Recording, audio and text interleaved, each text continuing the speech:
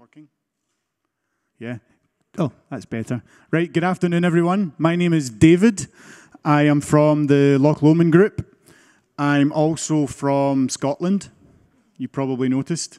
So I need to do this in English with a Scottish accent. So good luck, guys. Good luck.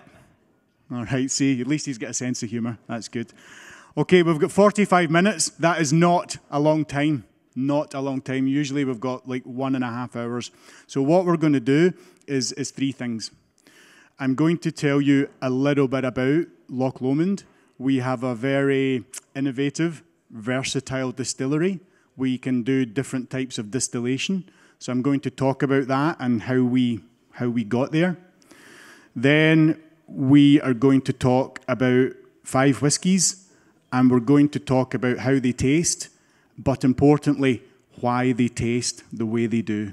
So we're going to talk about how the whiskies taste and link it back to the production process. And we're going to do all of that in 45 minutes. Yup. Okay. Right. First of all, about me, I am very lucky, honoured and privileged to have worked in the whiskey industry for about 20 years now. Okay, so all day long I get to drink whiskey, talk about whiskey, think about whiskey, read and write about whiskey. So it's very, very good. But the important thing about me is if I wasn't standing here, I'd be sitting there. So just like you guys, I'm a whiskey fan, a whiskey enthusiast, and I come to these shows myself. So I think I've got something quite interesting for you today. Okay? How's the accent? Okay? C'est bon? Okay. Now, I've got a few slides. The idea is not death by PowerPoint, but it's quite good just to show some visuals, and it helps to tell the story. So I work for Loch Lomond Group. We have 2 distilleries. We have Loch Lomond in the Highlands, and we have Glen Scotia in Campbelltown. 2 very different distilleries, 2 very different styles of whiskey. Today, in this session, we're only going to talk about Loch Lomond Distillery. Okay, that's enough. We have a stand, so if you want to find out more about Glen Scotia, then by all means you can come past and we can talk about it in more detail. The unique thing about Loch Lomond is that our history is in making blended whiskey, actually, and in order to make blended whiskey, you need grain whiskey and different styles of malt whiskey, right? Now, there's 2 ways to do that. One is I could buy grain whiskey from you. I could buy peated malt whiskey from you. I could buy Speyside whiskey from you, Islay whiskey from you, and then I could mix it together and create David's blend, right? That would be one way of doing it. However, one day you say to me, oh, my grain price has doubled. I'm not going to sell you anymore. I'm going to sell it as a single malt. And then all of a sudden, David's blend is not possible because I can't buy the products. So the other way to do it is to create one distillery that can produce grain whiskey and many different styles of malt whiskey and be self-sufficient. And that's really the history of Loch Lomond. So today, we have a grain distillery, one of only 7 in Scotland. We have a distillation capability at the distillery that's very unique, and we can make many different styles of single malt, some of which you'll taste today. We also have a cooperage on site, so we make and repair all our own barrels, and we bottle all our own products. But it's an interesting history because, you know, really the truth is that came from making blended whiskies, but today we still make blended whiskies, but we can also make many different styles of single malt at the distillery. And that's what we're going to talk about today, is the different types of distillation, and then you're going to taste it. Okay? How are we doing so far? Yeah? Everybody's good? The translation seems to be okay. Right. One piece of geography, just before we move on. This is Loch Lomond here. Has anybody been to Loch Lomond before? Good. Oh, congratulations. Fantastic. You old romantic. Wow. It's a beautiful place, right? It's a beautiful place. And that's where the distillery is, right on the southern bank of Loch Lomond. And it's the largest lake or loch in the United Kingdom by surface area. In Scotland, we call a lake a loch for some reason. So that's where it is. Now, on Loch Lomond, there are 39 islands. 39 islands. Right, I'll tell you this story quickly. This is a joke, so be ready.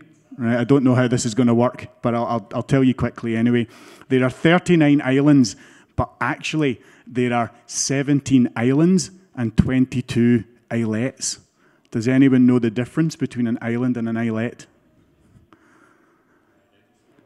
Smaller, right? And the definition is apparently if you have a sheep and you put it on the island and it can survive for 1 year, it's an island.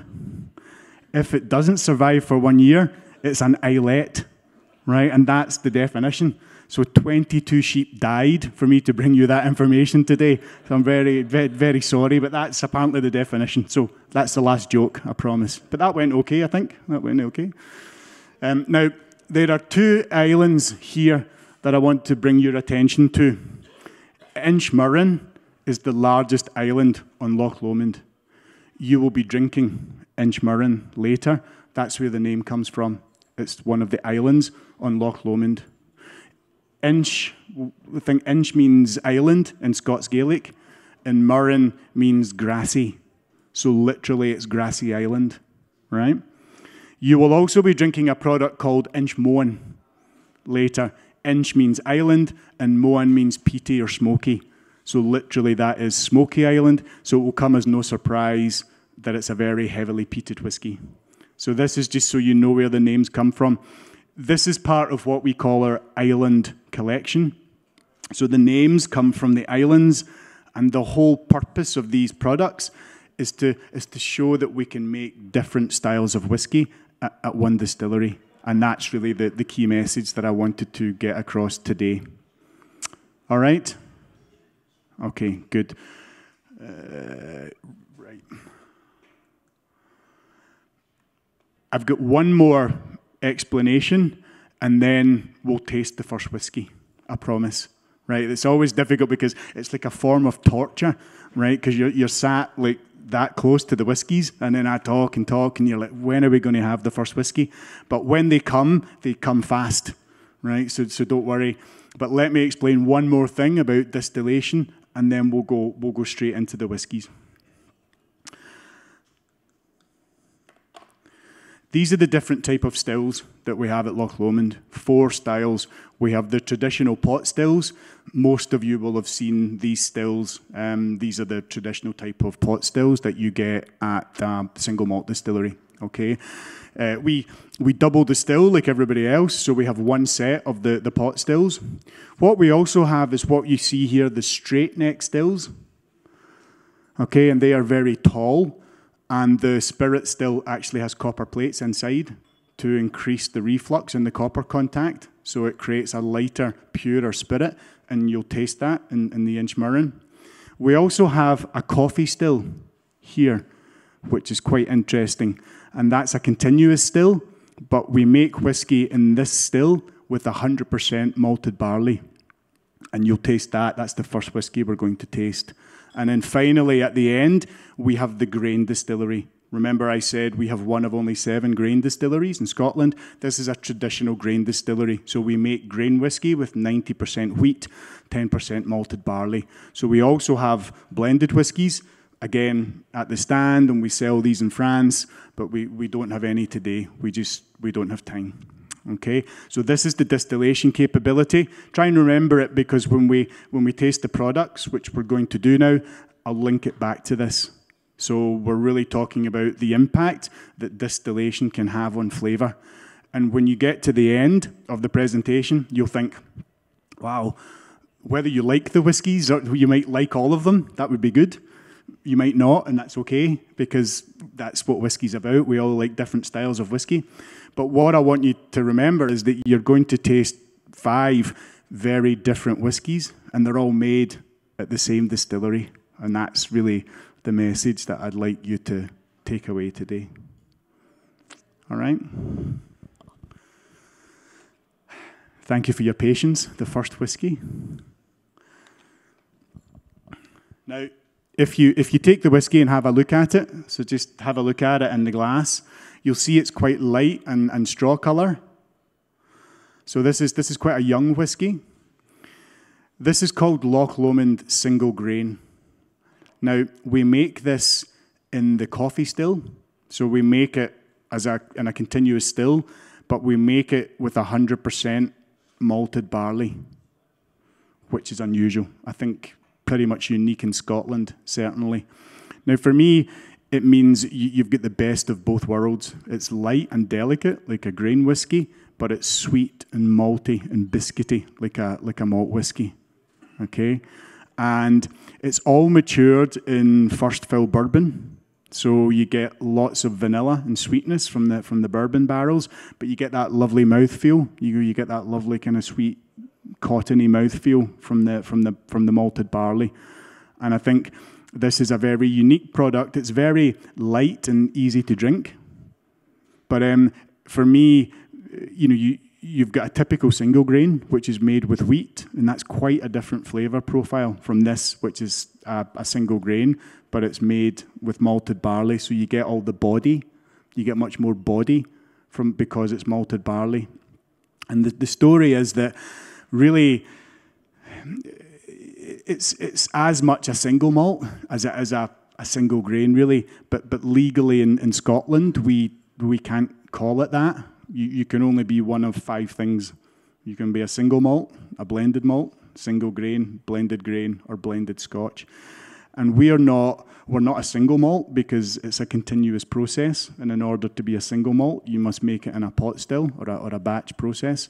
So we're not a single malt, we're not a blended malt, we're not a blended Scotch. So the only thing we can be really is a single grain. That's by default, that's the description. But when you see single grain on the bottle here, I don't think that really tells the whole story. And I wish we could put a little bit more on the label, but legally we're sort of bound that we need to put one of those 5 descriptors on it, and that's it. A good comparison is I'm sure you'll be familiar with a brand called Nika, and they have Nika coffee malt. So think that, and we would like to put Loch Lomond coffee malt on there because that's really what it is, but legally we're not allowed to. So that's the style of spirit. And I think for me, I drink a lot of whiskey, right? Just because I like it. So I drink a lot of whiskey, and I like a lot of peated whiskies. I like a lot of big spicy whiskies, big sherry whiskies, but I love this whiskey. And at home, I have maybe 4 or 5 bottles open in my drinks cabinet. And I put this in, and I didn't think I would drink it so much, but it was the first one finished. And I think it's because it's such a light, fresh, easy drinking style whiskey. And I think sometimes on a Saturday evening in front of the fire, you want something challenging and thoughtful and complex, and you need time to savor it and think about it. But sometimes you don't. Sometimes you want something light and sweet and fruity and malty and something just easier to drink. And I think this is the role that it plays in the whiskey world. And also, we see a lot more younger drinkers coming into the category. And this is a very good place to start for the younger drinkers, is coming in and having something a bit light. It mixes well. It's good in sunny weather. It's nice with a block of ice. So I think this is just a really, interesting, unusual product from Scotland. And it's a good place to start the tasting. Do you like it? Merci. My French is very limited. Okay. So,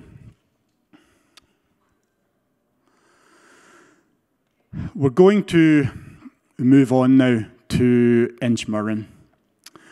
And I'm going to talk a little bit technically. I'm going to talk a little bit more detail about the distillation and why this whiskey tastes the way it does. It's a single malt, but it's very, very fruity.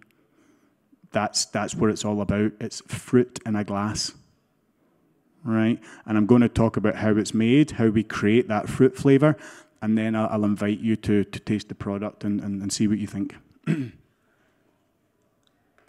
Remember, we had the straight neck stills? Remember that?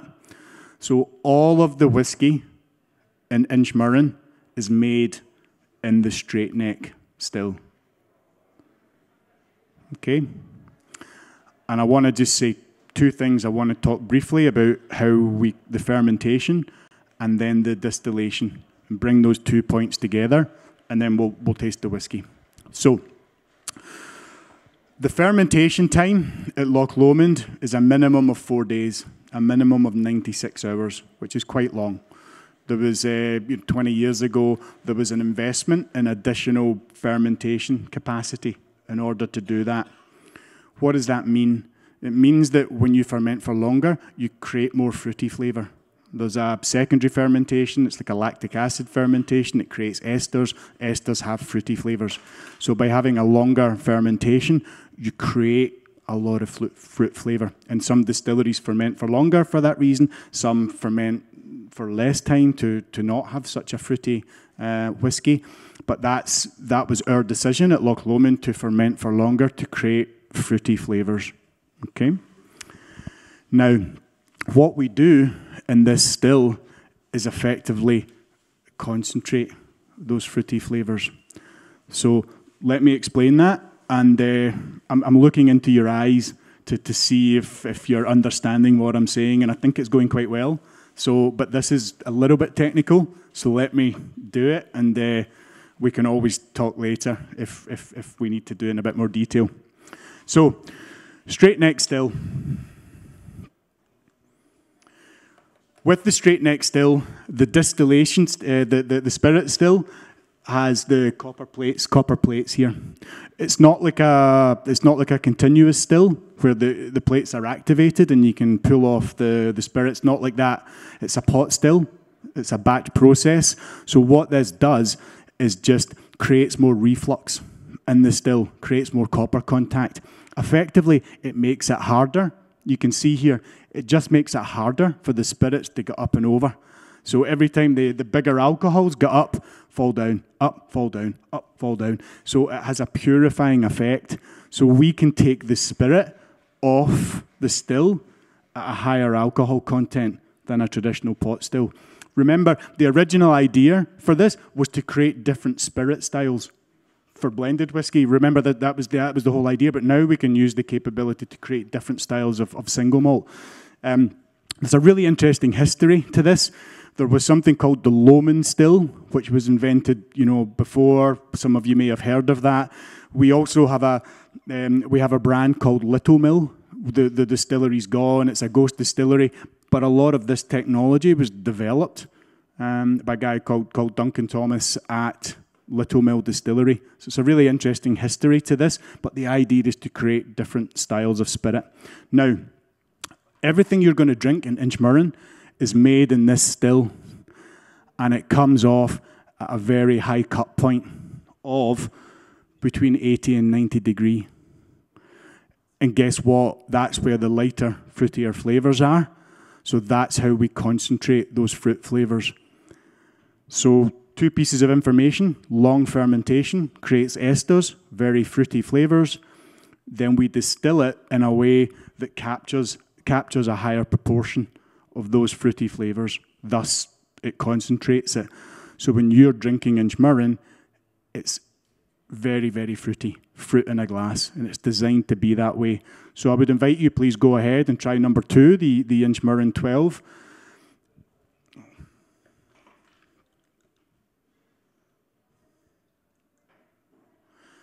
And incidentally, it's all matured in bourbon. Pretty much all of the Loch Lomonds in the core range are all matured in bourbon. The main reason for that is that we go to a lot of trouble and effort to create flavour, during fermentation and distillation. So to put that in a very powerful sherry barrel, for example, we would cover over a lot of that distillery character. So that's why we sort of keep everything in bourbon to a degree. We'll taste something at the end that's not just bourbon, but mostly it's bourbon. So very fruity whiskey, 12 years old, all matured in ex-bourbon barrels, and it should be fruit in a glass, peach, pear, apricot, apple. And I think this whiskey has a lot of energy, right? It's like a teenager, it dances around, it bubbles on your tongue. And I think it's a really, really, energetic whiskey. It's light, fruity, and I really think it's a really interesting style.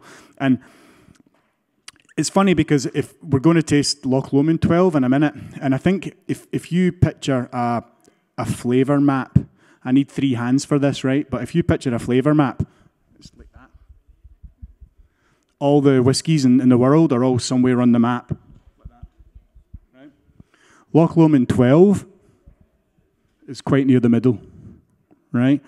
Inchmurrin 12 is quite far away.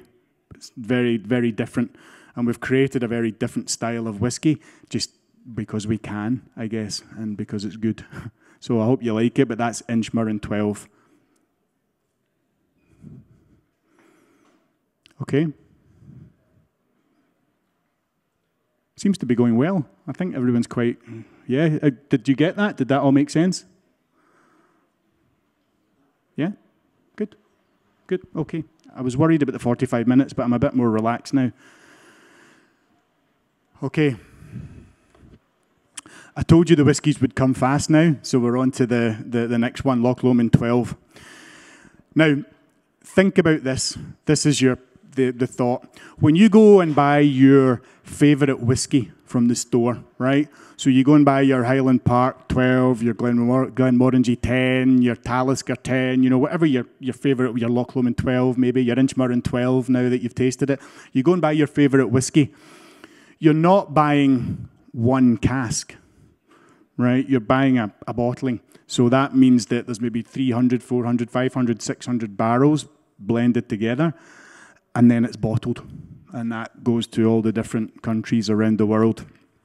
Now, every barrel is different. So it's not like baking a cake. The ingredients are different every time. But the job of the master blender is to make sure that the whiskey tastes the same every time. So when you buy your Talisker, your Highland Park, it always tastes the same and meets your expectations. Okay? So that's thought number 1, which I think most of you knew already. Now, if we take that a step further, and what we're going to do, we'll do that with Loch Lomond 12, is with Loch Lomond 12, we create 4 different spirit styles. Peated, unpeated. We create whiskey in the straight neck still and the pot still, and they produce very different styles of whiskey. We mature that separately for 12 years and then bring it back together so that not only you're mixing different styles of barrel, but you're mixing different styles of spirit to create, hopefully, a lot of more depth, complexity, richness in the flavour by combining those different spirit styles. So it takes the bottling process and takes it a step further. So we're now moving into what I would say is a classic Highland style whiskey. Remember, Loch Lomond is from the Highlands. Classic Highland style whiskey. 3 main flavours. I think for the first time it's lightly peated, lightly smoked. The Inchmurrin was totally unpeated. The single grain, totally unpeated. So there's a little bit of smoke and peat. About 5 to 10% of the whiskey here is peated. And then it's all matured in a combination of ex-bourbon barrels to give you that lovely vanilla sweetness. And the fruity character comes through again from those long fermentations.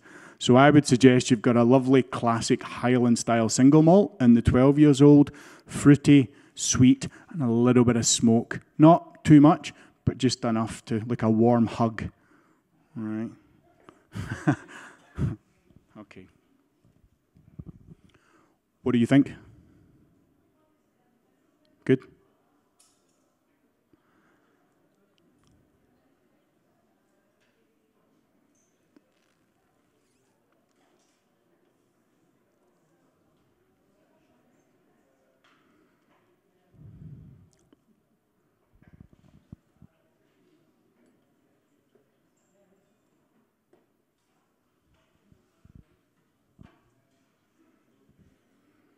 any, I don't know if I'm allowed to do this, but any questions at this point? I can, or it's okay.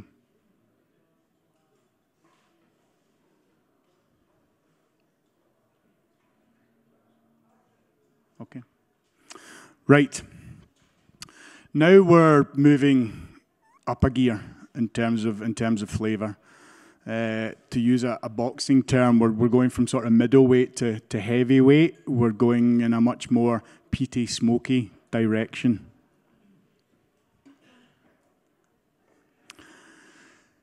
Now, remember Inchmoan was island and Moan was peaty. So this is a very peated expression from Loch Lomond. Okay, peaty island, Inchmoan. All of the barley, all of the malted barley in here is 50 ppm, 50. So it's up there in terms of an Isla, you know, round about the same as Kilchoman, Ardbeg, that type of level. When you taste the whiskey, it should be a very balanced, peated whiskey. And let me talk about that in a little more detail. When you taste peated whiskies, there are typically three phenol types or three flavour components. Okay, there's medicinal, so think Lagavulin, for example. There's smoky, so you know Ardbeg, and there's spicy, so Kalila maybe, I don't know, but those are the three main kind of phenols or the three main flavour components. And using the distillation capability that we have at Loch Lomond, we can use our traditional pot stills to make the medicinal style, the much more medicinal style. We can use our straight neck stills with the high cut point, remember? And that creates the very spicy style. Then we can use our straight neck stills with a wide, lower cut point, and that creates those smoky flavors, the smoky phenols. Then what we do is we take each of those distillates, mature them separately for 12 years in American oak, ex-bourbon, then we bring it back together again in balance. So what I'm explaining here is that this is how we create a very balanced peated single malt. Now, I love peated whiskies. I'm a big peated whiskey fan. And I think that what this one will give you is a lovely balance of the medicinal, the spicy, and the smoky. But remember, this is 50 ppm, right? But it's not like, whoosh, you know, it's not like kind of, well, you know, it's not like one-dimensional. Sometimes you want that, that's okay. But the idea behind this is that you get the balance of the phenols, plus you get that fruity character coming through, plus you get all the sweetness. So it's not one-dimensional, it's multi-dimensional. So it's a big word. Good? Yeah.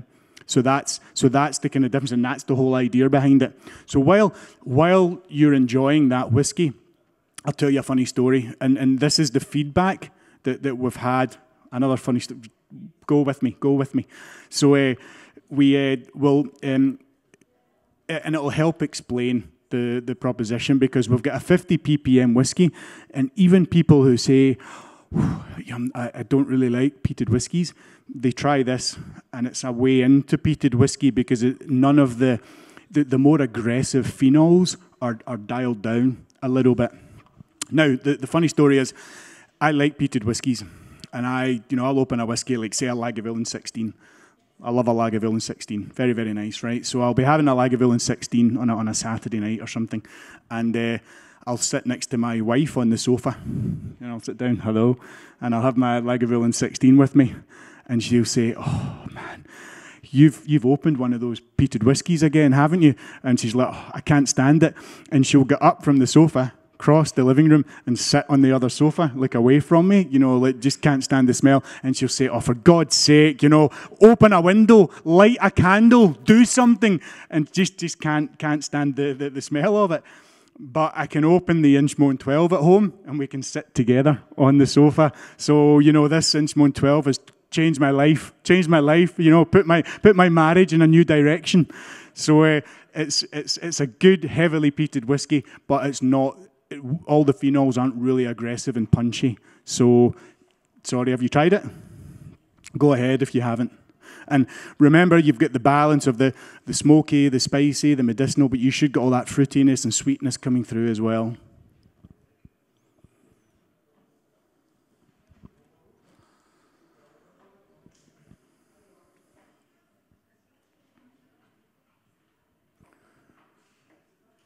And just a note here, in the 2018 World Whisky Awards, we won the best Highland single malt, 12 years and under.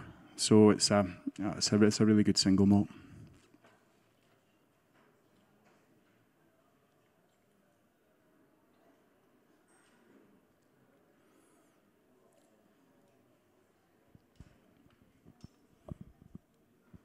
Gonna make it. Yeah, so that was pretty good, right? Everyone's quite happy, so good. Now, I make a slight apology because usually we would have got like an extra whiskey, like a little extra for you guys to make the effort to come and see me. So thank you for coming, and we've got a little something extra for you. My apology is that ideally we would have done the peated whiskey last. And then, you know, but we didn't really have time, and I wanted to taste the 3 12-year-olds and then tell the story of the next product.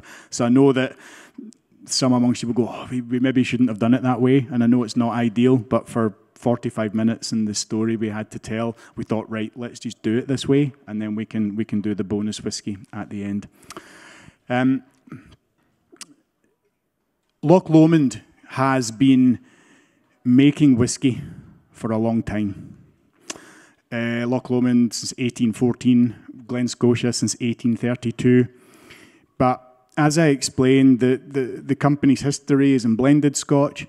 The previous owners, they focused very much on blended whiskey in the UK market. So the company had changed management, and the company was bought over in 2014. And then the whole strategy changed. And the whole idea then was to focus much more on the single malts and to focus much more on export markets. So we've gone from 20 countries to 120, 140, and we're really starting to try and get the message out there. So some of you say, I haven't heard of you before.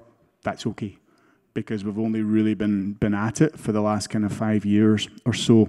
And the reason I tell you that story is that we made a decision to sponsor the Open Championship, which is the largest golf tournament in the world. And that's been a really good platform to get the message of the brand out there, just to raise awareness of the brand and give us a chance to, introduce ourselves to people. It's big in Europe, it's big in the US, golf's very popular in Asia. What that sponsorship also allows us to do is introduce limited edition products. However, you guys in France don't allow it legally. There's like a Lewin's law or something. What one? Le Vin. Yeah. So that's so we have some limited edition products, but we're not legally allowed to sell it because we can't associate like whiskey with golf. So I thought it would be nice to bring one along to let you try it, and because we can't unfortunately sell it in France, but I thought you might like to try it. It's a 19-year-old whiskey. It is a blend of different styles of whiskey from Loch Lomond, and unusually, it's further matured, and it's further matured in Bordeaux red wine casks.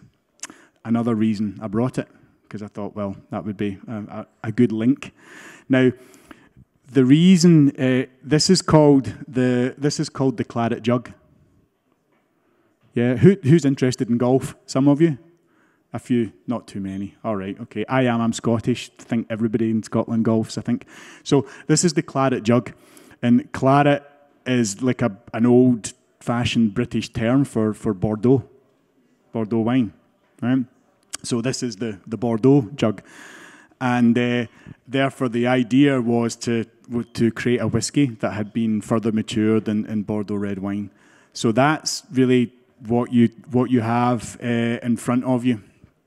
It's unpeated, completely unpeated. 3 different spirit styles, aged for 19 years and brought back together and then married together in first fill Bordeaux red wine casks for 6 months.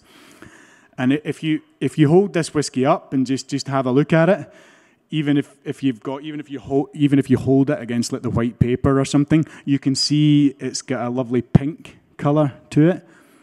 It looks almost like a kind of rosé wine. You see the color, and it's got all that lovely fruitiness, the Loch Lomond style. It's got that fruity character. It's got the bourbon sweetness, but the Bordeaux red wine brings a lovely, almost like candy. You know, like a kind of candy sweetness, a kind of chewiness to it, which is just amazing.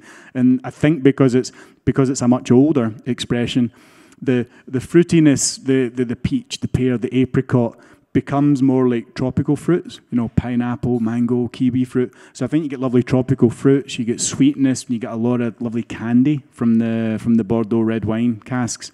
So this is our 19 years old limited edition from this year. And we as a sponsor, we get tickets for the golf, and we have a big stand on the golf course. So if you speak to Whiskey de Mon, our distributor, if MD wants to come to the golf, they're more than welcome. There didn't seem too many golfers in here, so I'm probably quite safe saying that. But if MD ever wants to come to the golf, then let us know. We'd be delighted to have you in Scotland. So I have completed my presentation, and I am so impressed because I've done it like exactly within the time. I'm either very good or very lucky, one of the two. I'm not sure which. And so I'd like to thank you all for coming, and thank you all for the attention and so on you've paid to the tasting. Just a reminder, it was a lot of information to give you in such a short space of time. So we do have the stand if MD wants to swing by and learn a little bit more about any of the other products. So thank you very much. Merci beaucoup.